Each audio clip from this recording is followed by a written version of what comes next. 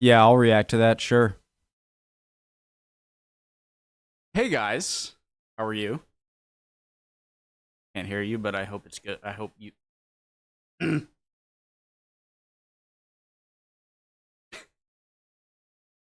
It's cold. The blanket was stuck under the chair. Doesn't matter. Hope you're doing well. My name's Connor. If you're new, link to the original video from historically, right? Historically, preemptive, like, this country disappeared 8 times. Poland. You guys are still here, so let's go. See, Poland is just Poland, like the USA has really good geography. We have good navigable rivers. We have nice big freshwater lakes. We have pretty friendly, well, it's kind of changing, and weaker allies to the north and south, or adversaries, changing. And we have 2 giant oceans, right? Poland is the worst geography that you can have.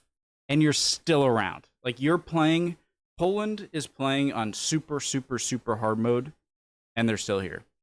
Because you're on the great northern European plain that Napoleon and Adolf used to pretty swiftly go through Polish area, Central Europe, Eastern Europe, onto Moscow. Didn't turn out too well over there, obviously. And you've just been squished in between really, really strong nations in the Russian Empire and then the Soviet Union. Sweden was pretty darn strong at late 1600s, 1700. You have the Austrians. You have Prussia, German states. You have France. And you have the Ottomans. So you have a very hard to defend border and surrounded by very powerful neighbors for most of the past millennia or so. So, yeah, let's learn. Let's go. What is the most bullied quiz? What is the most bullied country in history? You might think Korea. China, or India, or Poland, Afghanistan, Vietnam, but they survived just fine against big powers. In the past, anyways, let's go. Yeah, Poland's up there. Wedged between China and Japan, invaded so often it practically had a revolving door and is still split in half like a Cold War souvenir. You know what the answer is? Anatolia. So like modern day Turkey area, like Anatolia, the peninsula. So that's not a nation. It's just an area. But yeah, that's seen a lot of fighting. I'm already pausing. Wow, great. 3 minutes in. And we're 13 seconds in. We're good. It practically had a revolving door and is still split in half like a Cold War souvenir. But Korea wasn't wiped off the map, unlike... Another good pick might be Congo. Enslaved, colonized, and carved up by foreign powers who treated it like a resource vending machine. But Congo's suffering came from one monster at a time, and quote-unquote only suffered for 140 years. Not 400 years, unlike... Maybe you could say Palestine. Taken over 6 times by different empires. Palestine. See, when it comes to places like Palestine, Egypt, Iraq, Iran, China, a lot of places where the area and the group of people there have gone through a lot, but can you really say that, like, ancient Egypt is national Egyptian history? I'm sounding stupid. Okay.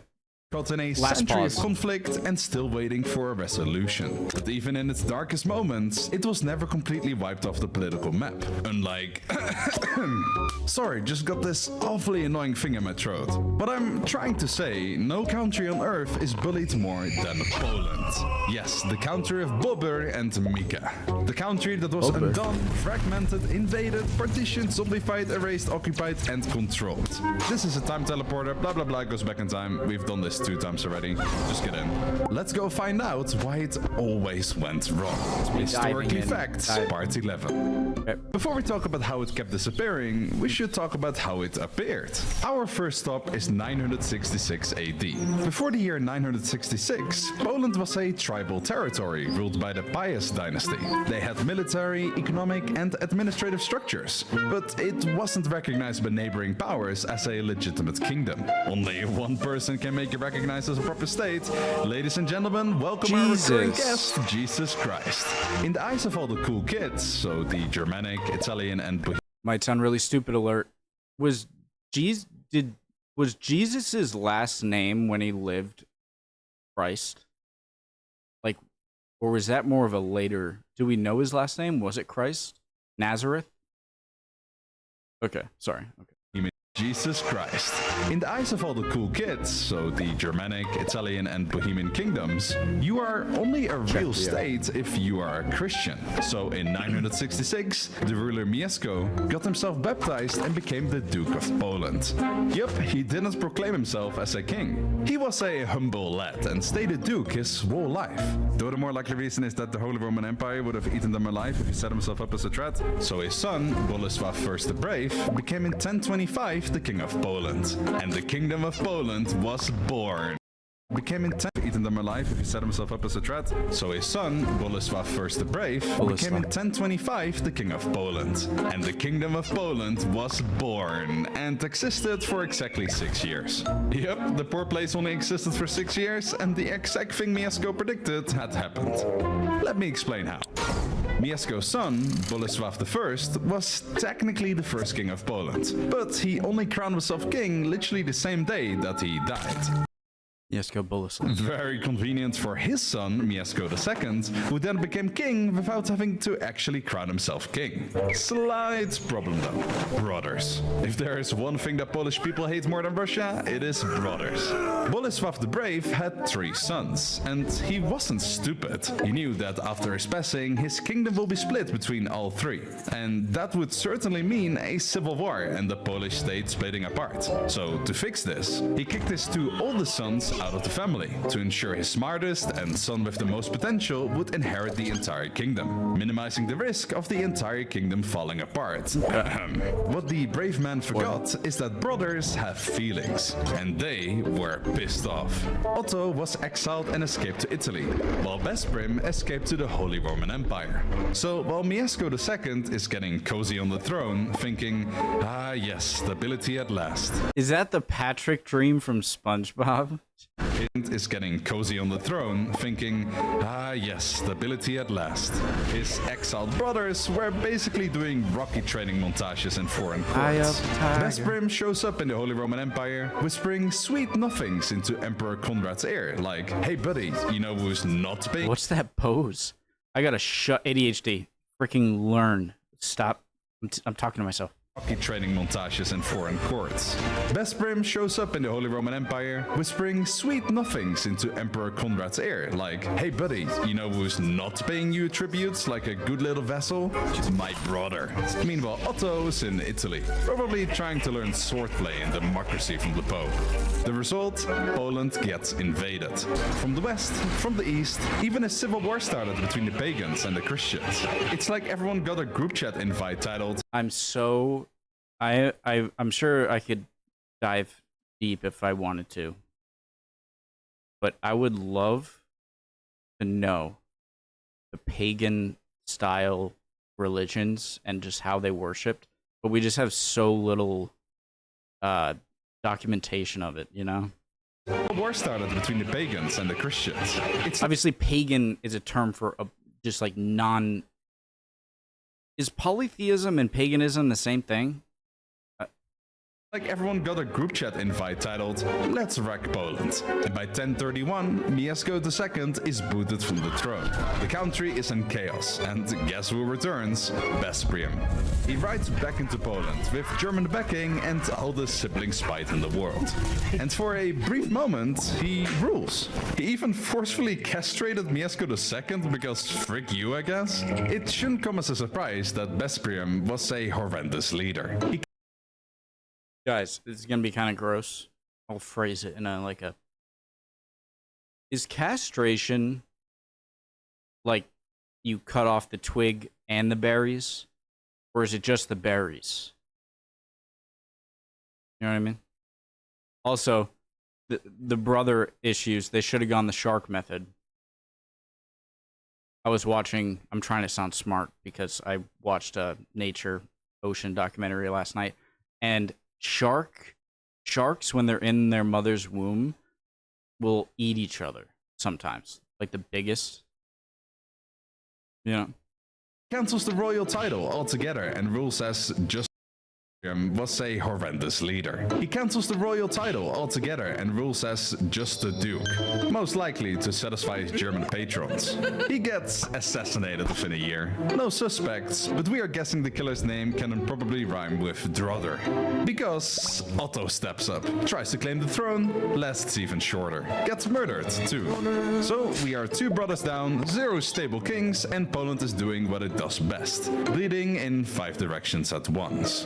Eventually, Mieszko II returns to the throne like, hey, remember me? But Poland is in such shambles, he has to rule a split territory and accept being demoted back to Duke by the same Holy Roman Empire his dad was trying to avoid.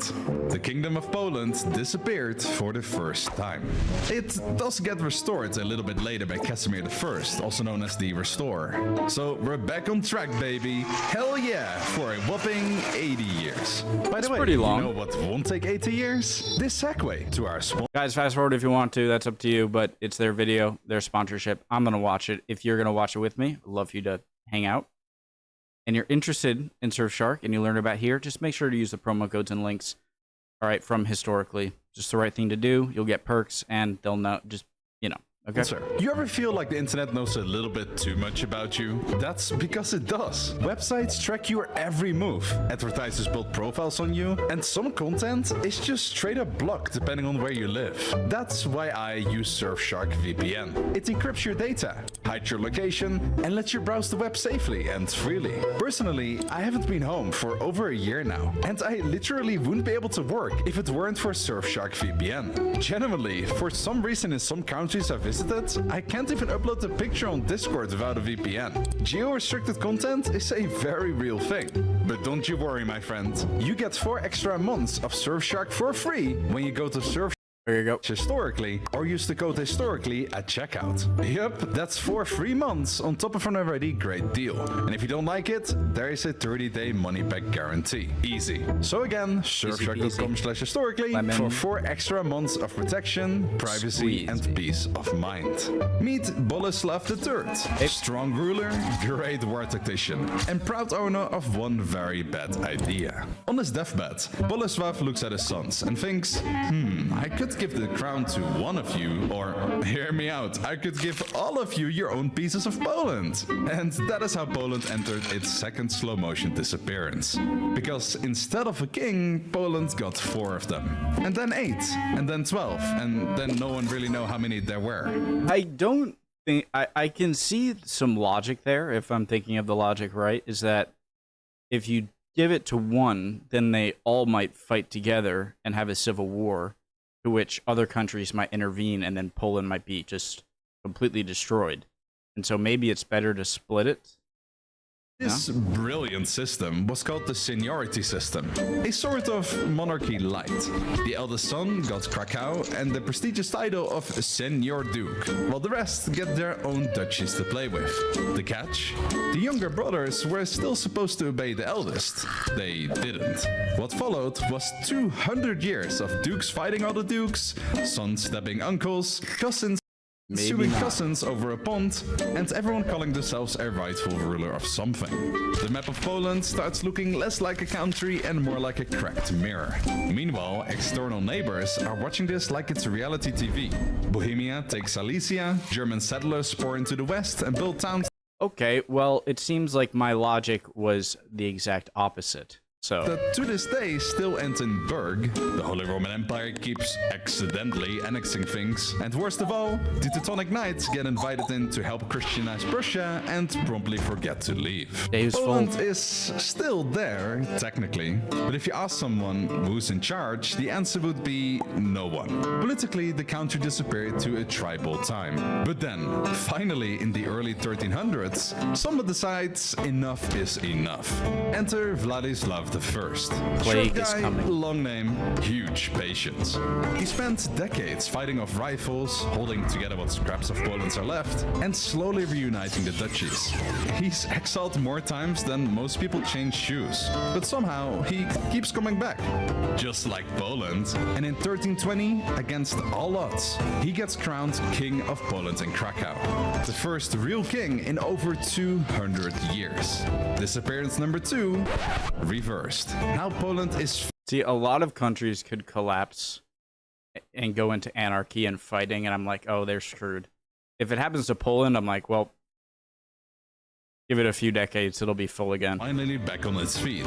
For 65 years? Come on, Can I stop talking, please? Thank you. I will. it's finally back on its feet. Disappearance number 2, reversed. Now Poland is finally back on its feet.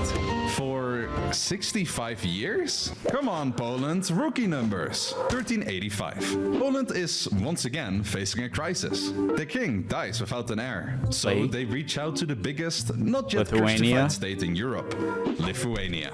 The deal? If their Grand Duke, Jogaila, converts to Christianity, marries the 12-year-old Polish queen, and merges his country with Poland, he will get the crown. He agrees, converts, marries, gets baptized, and takes the name Vladislav II. Because this family has zero chills about recycling names. And just like that, Poland and Lithuania become one of the largest countries in Europe, the Polish-Lithuanian Commonwealth. It's For landlocked. once, Wow. and the only time ever, Poland disappeared for a beneficial reason. It was multilingual, multi-ethnic, and massive. From the Baltic to the Black Sea. Bigger than France, richer than England. Really? Well, England isn't what, so I think Spain is kind of the king at these times. Multilingual, multi-ethnic, massive. Oh, like yo mama. Damn it. He got me. But yeah, that's a recipe for peace, surely. Massive. From the Baltic to the Black Sea. Bigger than France, richer than England. And more importantly, the Germans were afraid to meddle with them. For a while, it works. They kicked out the annoying Teutonic Knights, they hold off the Mongols, and even invaded Moscow. Twice. But of course, it's Poland, so the high never lasts. Fast forward 200 years. Welcome to the Swedish deluge. Or as the Poles call Livonia? it, potop. Which literally means the flood. Because that's how it felt. Fast, aggressive, devastating. But why Sweden? Why the funny country of IKEA and meatballs? Well, because of petty reasons. Of course, they noticed Poland had a lot of gold and money, so that made them a nice target. But that wasn't the reason they invaded. The main reason was a really long-standing rivalry. A couple hundred years ago, just when the Commonwealth started growing, the King Sigismund III somehow, through honestly sheer random tomfoolery, ended up as the king of the Commonwealth and inherited the kingdom of Sweden. Lucky, lucky guy. Or so he thought. Firstly, he was Catholic and Sweden was just done turning fully Protestant. That's on its own a recipe for disaster. But secondly, the king rather lived in the Commonwealth than in Sweden.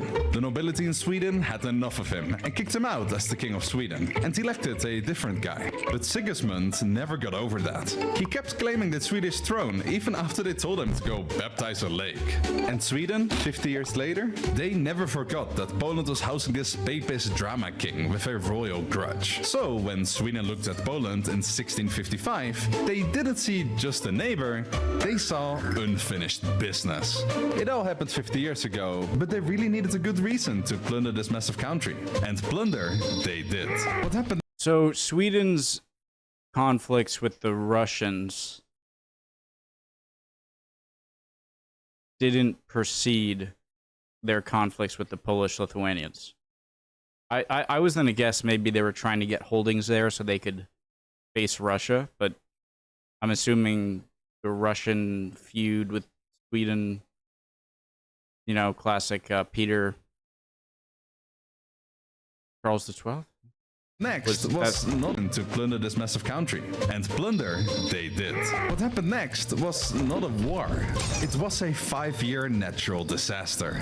Warsaw burned. Krakow occupied. Monasteries looted. Nobles fleeing. Civilians dead, starved or sold. The population drops by half.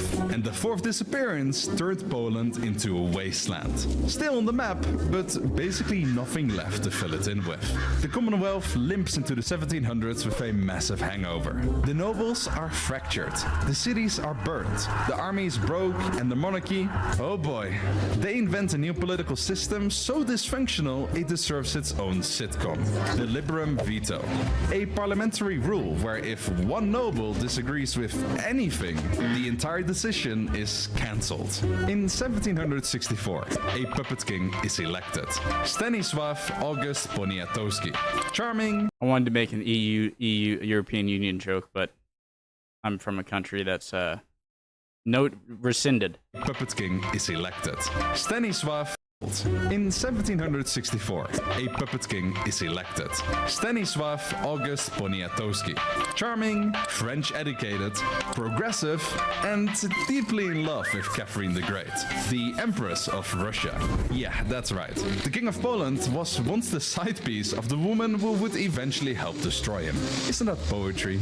He tries to modernize Poland, set up schools, build a functioning government. But every time he lifts a finger, Catherine lifts a boot. The nobles, funded by Russia or even the Prussians and Austrians, scream about tradition and freedom. And by freedom, they mean the freedom to sabotage their own country for personal gain.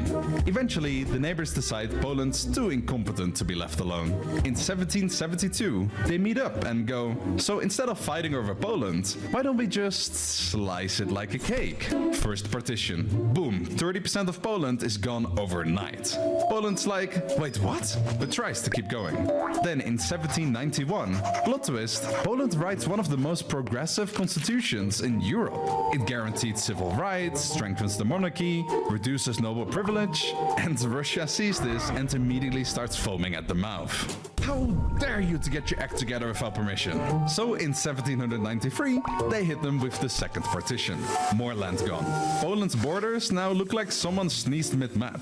And finally, in 1795, after a failed Polish uprising, Russia... What did he say? Partition. More land gone. Poland's borders now look like someone sneezed mid-map. Sneezed mid-nap. Finally, in 1795, after a failed Polish uprising, Russia, Austria, and Prussia meet one last time and just delete Poland from existence. And then no the fanfare, French. no epic battle, just bureaucracy, maps, and signatures. Disappearance number 5. Poland is now officially dead. And it stayed like that for... Enter Napoleon. Well, look at that, just 12 years. Revived by an ambitious French general, Napoleon. After he beats Prussia, he gives the Poles a consultation prize, the Duchy of Warsaw. Sick. It was technically like a French puppet state, but the Poles are hyped. They get a constitution, reforms, even a Polish army. But we all know what happened at the Congress of Vienna. Yeah. Napoleon loses again, and the monarchies in Europe go right back to drawing borders. The duchy is liquidated. Austria, Prussia, and Russia redivide the lands, and the sixth disappearance from the map entirely for the second time. How strong of a national identity do you have to survive all of these things and still keep popping up? Poland, you're awesome. There had to have been something special. There are so many points where other areas of the world, if they were conquered so consistently, like you would either be unrecognizable in the future or just gone, absorbed, or just... But Poland, here again, and now they have one of the strongest militaries in Europe. They're doing very well. So much respect. has happened. And the Love you, sixth Poland. disappearance from the map entirely for the second time has happened. And this time, they were bullied the harshest. The Polish stayed gone for another whopping 103 years. But this time, as opposed to before, the three bully countries really wanted to erase Poland. I originally wanted to fast travel to when Poland finally re-emerged, but you can't believe to what extent the countries tried to erase Poland. Let's start from the bad to the worst. The bad, the Austrian Empire. They got the poorest and most rural part of the country, so they didn't care too much about it as there wasn't too much money to be made from it. They initially suppressed Polish culture like the rest, and by that I mean they literally encouraged Polish peasants to kill Polish nobility, which they did. But after the Austrian Empire became the Austro-Hungarian Empire in 1867, they suddenly were like, you know what? You can speak Polish in your schools. And you know what? Go govern your own region. The Austro-Hungarians still weren't good, but to the Polish stuck in the German and Russian empires, it was basically Disney World to them. If the Austro-Hungarian Empire was West Berlin, then the others were in the Gulag. The wars. Prussia/German Empire. Hello, Jan Kowalski. Oh, sorry, I mean Johann Kowalstein. I sure love the city of Wrocław. Oh, sorry, I mean Breslau. Johann, do you want to... I sure love the city of Wrocław. Rushlov. Interesting L with the line in it. Oh, sorry, I mean Breslau. Johann, do you want to get some pierogi? Oh, sorry, I mean gefüllte Teigtaschen? The Germans didn't want to just Gefüllte suppress Polish Teigtaschen. culture. They wanted to erase it. Not with the sword, as in the Second World War, that's for later, but with the pen, which is mightier than the blah blah blah blah blah blah. Everything was Germanized. Speaking Polish was banned. Polish schools were German schools now, and you have to order your gefüllte Teigtaschen in German now. Students who speak Polish are expelled, parents who slip up some Polish lose their job and get imprisoned, and if you were a priest, well, you'll have it explicitly tough. The Germans knew Polish holds strong to their religion, so to ruin that Polish pride, they straight up just arrested priests. And the next time you speak a prayer to yourself, do it in German! The great Bismarck came with an even better plan. Seize lands from the Polish and pay Germans to live there. And now we have the worst, Russia. After the failed uprisings of 1830 and 1863, the Tsars didn't just want to punish Poland, they wanted to beat it out of existence. Brick by brick, soul by soul.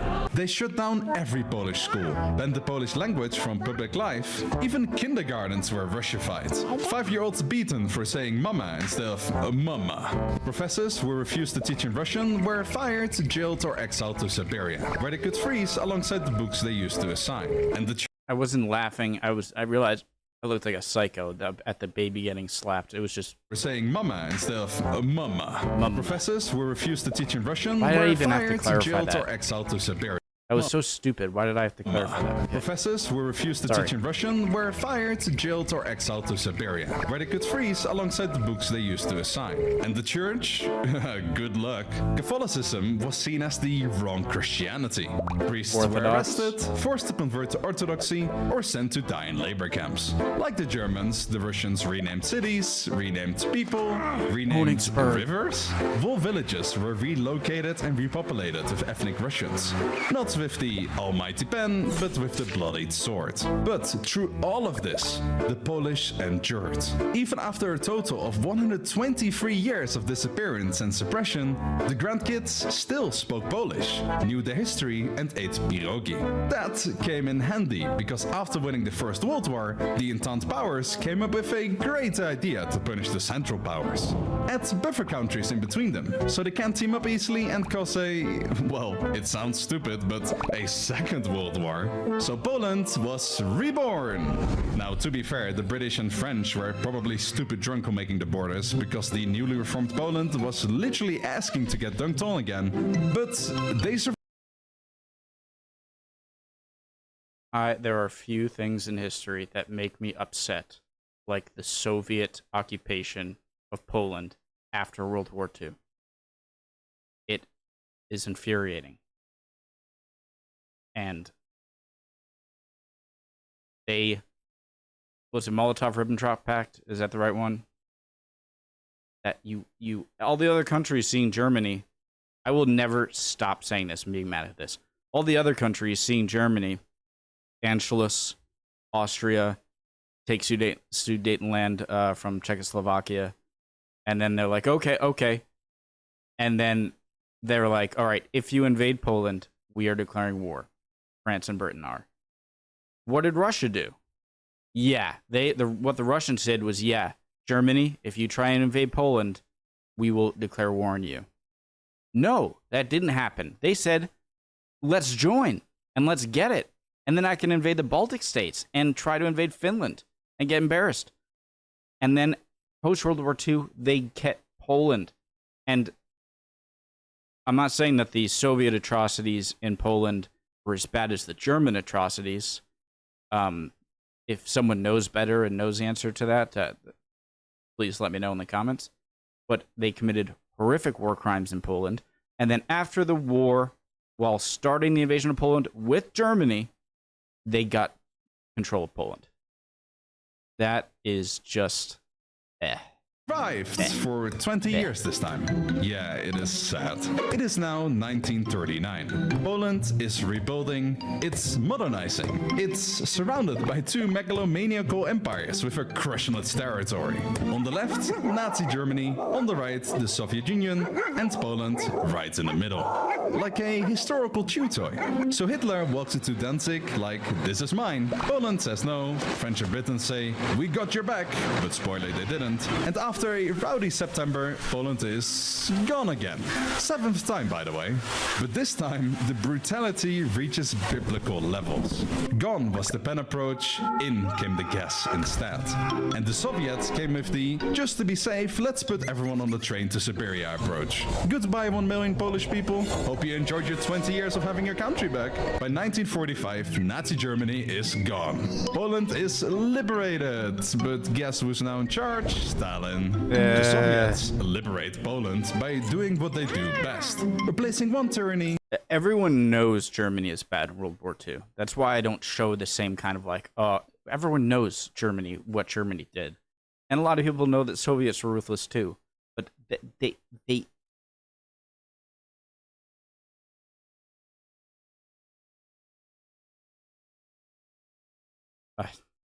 with another. Poland gets a puppet government, Soviet troops, and Soviet censorship. And as the cherry on top, a brand new flag with the same old oppression. This is the 8th time, and final time, for now, that Poland disappears. Ask your parents, not even your grandparents. They could literally tell you how life was under extreme communism. Poland was a satellite state for the Soviets till it collapsed in 1991. See, unfortunately, a lot of people, and maybe I'm too terminally online and I gotta go outside and talk to real people. But it's like, how often do you really just talk to a stranger and be like, hey, so what are your thoughts on fascism and communism? Yeah. But maybe I'm too terminally online. But Nazism is still, and fascism has a big punch impact, as it should, right? Communism is sort of making a comeback, it seems. And it's like, how about this? We call out murderous authoritarian regimes and do that. People should see Stalin and see Hitler and be disgusted. But Stalin's seems to be getting some popularity here. Maybe I'm too online, okay? I don't know. But we're... And now, in 2025, Poland has been free and strong for 34 years. I don't know about you, but I'm starting to get anxious about their existence. The law of repetition says Poland will be gone in a couple of years, so quickly visit it while we still can and make sure to eat some pierogi. A food that will stick around as long as the Polish will. And they will stick around. No matter what happens to the Polish people, even if they literally can't speak their language or they'll get shot, they survived. Or rather, outlasted. Just think about it for a moment. Poland outlived the Mongols, who burned it, the Teutonic Knights, who Christianized it by force, the Swedish Empire, who drowned it, Prussia, who partitioned it, the Austrians, who ignored it, the Russian Empire, who erased it, the Soviet Union, who smothered it, and the Third Reich, who tried to annihilate it. They all fell apart, but Poland, it's still here. Checkmate, Tovarish. Quiz. That was a fantastic video. I enjoyed that a lot. A good amount of like light humor and really cool animations and a lot of stuff I learned. So, great history video. So first of all, every country is doomed to collapse one day. No country lasts forever, right? But we've enjoyed a somewhat good amount of peace in Europe, of course, until the Russian invasion of Ukraine. But even that is nothing compared to, I don't want to diminish lives lost, of course, but compared to like the Second World War, the First World War, Napoleonic War, it's just not as deadly and destructive. If you're Ukrainian and hearing that, I know that you're not. Obviously, I don't need to. Yeah, Russia sucks. I want Ukraine to win, obviously. But the thing about Poland is that I think Poland, at least, as the world is becoming less stable and giant wars are unfortunately seeming more like they could happen, they have more potential. Poland will have that psyche within their population that instilled knowledge of how many times this has happened to you, and you have to be prepared for it again, no matter how peaceful and unlikely things might be. So, love Poland. I love learning about a lot of countries. All right, so this is no different. Love y'all. Hope you guys are all doing well. If you're not doing well, look at me, friend. You'll be okay soon. All right. Emotions are fickle, my friend. See you guys next time. I'd appreciate any comments. You're always awesome. Bye, guys.